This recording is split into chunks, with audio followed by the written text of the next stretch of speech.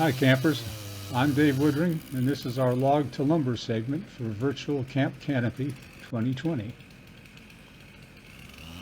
As you see here, I'm falling a dead ash tree that I hope to cut up for lumber on my wood miser sawmill.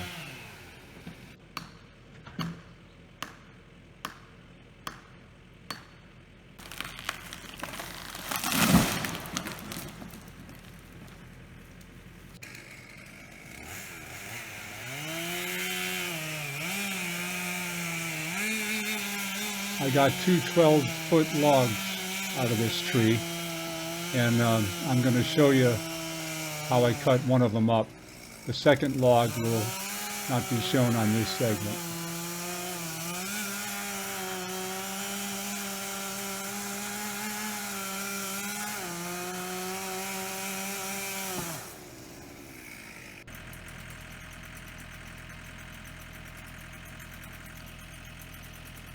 Here I'm positioning a log on the log arch.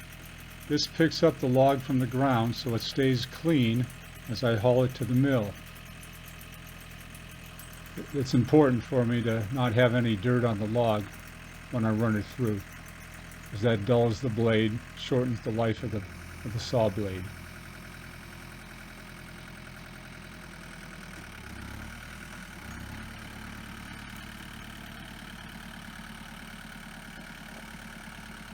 That log arch there will take up to a 32-inch diameter log.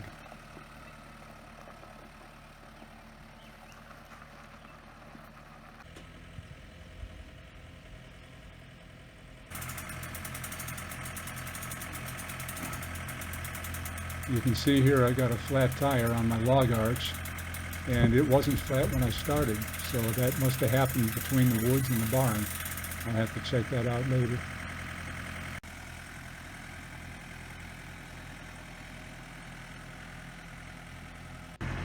You can tell now from the way this bark is falling off that that tree's been dead for a while.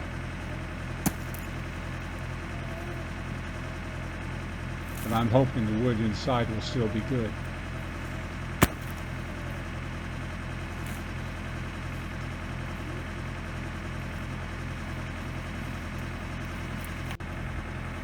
One of these days I'll get a set of log tongs on my tractor, then I won't have to roll the logs in anymore.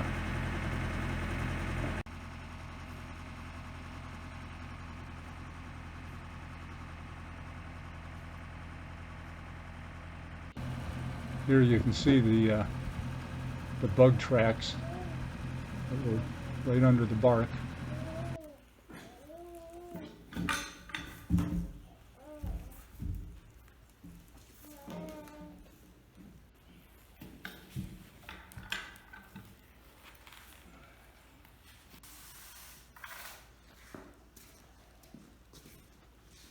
This is a wood miser sawmill. It's got a twin cylinder 25 horsepower Kohler engine. This particular saw, it's an LT15. It will handle up to a 36-inch diameter log, and with the track that I have, I can go just about 24 feet in length. Now a log that big, I don't have one that big on today, but it'll take one up to 36 inch. I can't roll a log that big by hand. I can get it up on the mill with my peavy, but once it's on the mill, it's pretty hard to roll. So I have a hoist up here, and I can put a chain around the log, and with the aid of the hoist, I can turn it where I need to go. But this one here is about 16-inch diameter at the small end, and it's an ash log. The tree is another casualty of the emerald ash borer, but I think there's still some good lumber in it. And we'll take a cut out of the top. The first cut will be a slab, which is not usable for boards, but it could be chipped up for pulp, or it could be cut into firewood length. So we'll start it up and make the cut.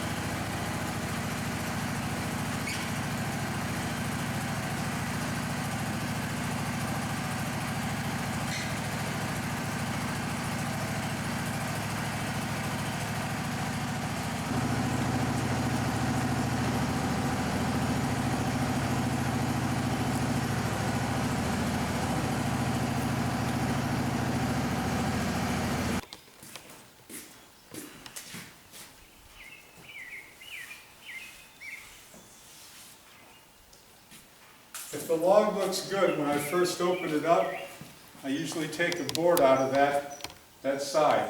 If it doesn't look good, I'll turn it right away. But this one does look pretty good, so I'm going to take a board next.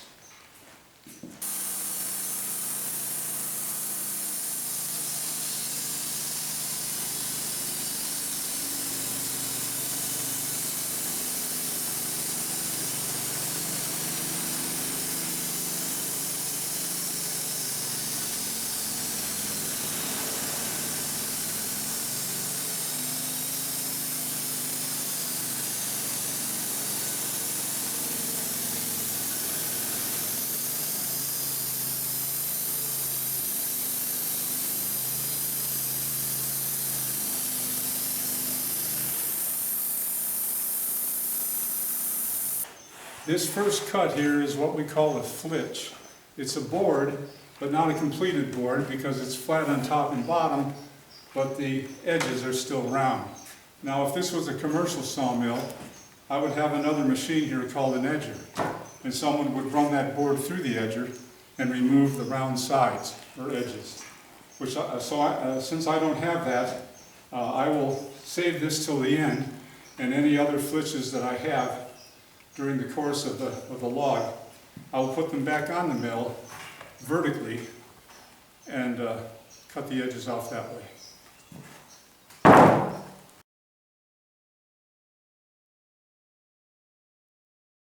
Next, I'll turn the log 90 degrees and take a cut out of the next side.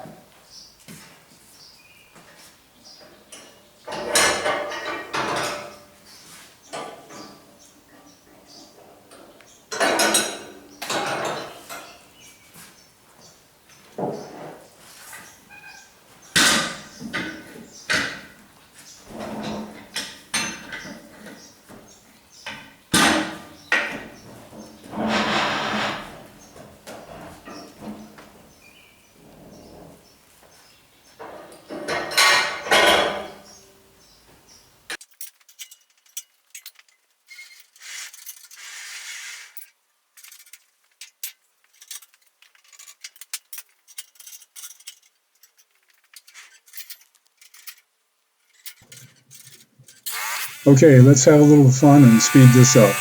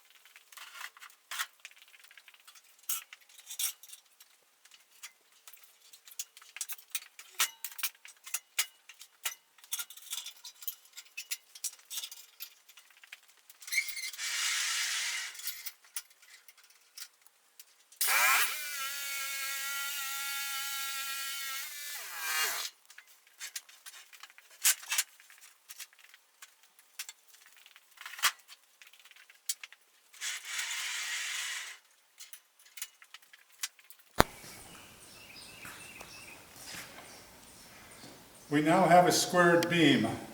All the slabs are gone and nothing left now but boards. I'm making them 1.25 inches, which in the sawmill we call 4/4, plus a little bit more to make up for the thickness of the saw blade that we call the kerf. I want to end up with a full 1.25 inches.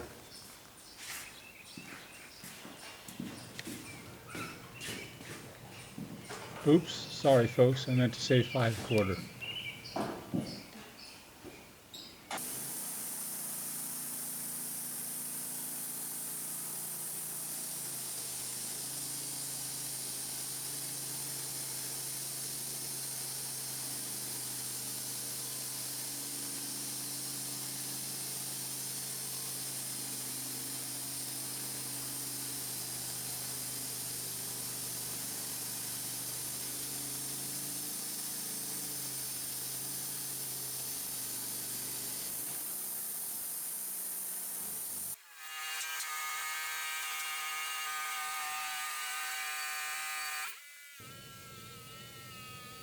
The way I'm sawing this log is probably the fastest way to do it, but not necessarily the way to get the most upper grade.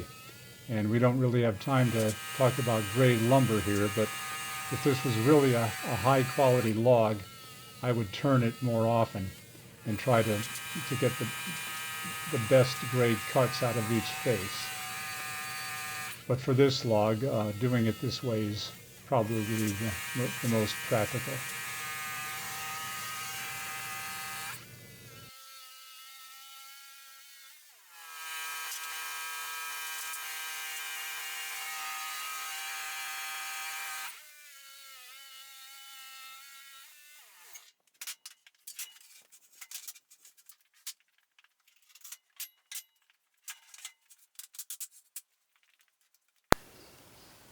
So these are the boards we finished up with, and I will put these on stick like you see I've done here with this cherry lumber, and that does two things. It facilitates drying so you don't get rot in the wood. It allows air to circulate through the pile, and it also keeps the boards straight, because without the sticks they could work one way or another and cause warpage as they dry. I did some calculations on the log we just cut up. This was a log with a 16-inch diameter at the small end, and it was 12 feet long. Now on your tree measuring sticks that you get at camp, there's two sides. There's one for measuring standing trees and one for measuring logs. So since we have a log here, I'm using the log side, and I go to the 16-inch diameter, which is right here, and I go up to the row for a 12-foot log, which is the third from the top, and I read 108. That reads 108 board feet should be expected to be yielded from that log. So I've measured the boards. I've got eight boards, 9 inches wide by 12 feet long, and a ninth board in the flitch, which I will finish later. So I've got 9 boards I'm calling 9 inches wide, 12 feet long, and by the way, a board foot is a piece of wood that's 12 inches by 12 inches by 1 inch thick. So the stick says I should have gotten 108 board feet from that log. As it turned out, I got 101 and a quarter. So it's pretty close. So what didn't make log was, of course, the sawdust, which is pretty hard to measure, and these were the slabs that came off the log. And as I said before, they're not lumber, but they have use. So all in all, it was well worth my while, and I got some nice boards to show for it. Thanks for watching.